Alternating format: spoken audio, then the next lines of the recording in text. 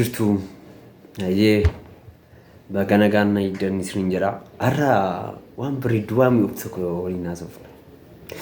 Innis yeroo hundaa waa'ee Hachaaluu gaafa yaadnu gaafa sirba isaa geenyu haalitti du'e haalitti nu jalaa wareegame baay'ee keessa keenya yaadnu quuquuf Oromoon hundumtuu gadda guddaatu dhagahama. Garuu jaalannis jibbines Hachaaluun imaanaa guddaa nutti kennee darbeera. Dhaloota kanaaf innis tokkummaa keenya akka baay'ifannu baay'inni keenya rakkoo hin ta'in furmaata akka ta'uuf kallattii nu kenneera.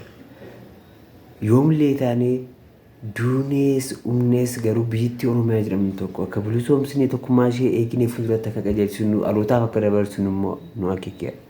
Kanaafitti boonu qabna. Guyyaan kun guyyaan har'aa guyyaatti wareegamee guyyaa dhabnee guyyaa waggaa lammaffaasaa gadda guddaa nutti dhagahama. Ani yoomillee naan laphee kukisaa kan hin banne hin badus garuu kaayyoo isaaf du'uu qabna.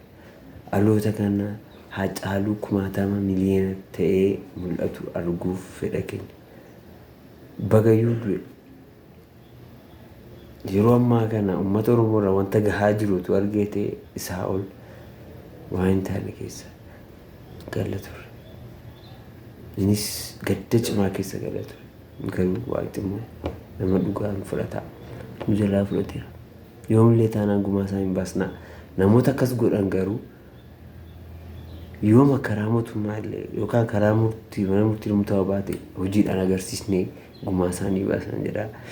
Galatoomaa jabaadhaa cimaa guyyaa ittiin Hachaaluu ittiin boonyu ittiin gaddinu sun ta'e guyyaa itti onnee keenya cimfannee kaayyoo isaa milkeessuuf kan itti cimnuufaa ta'u jedha. Galatoomaa.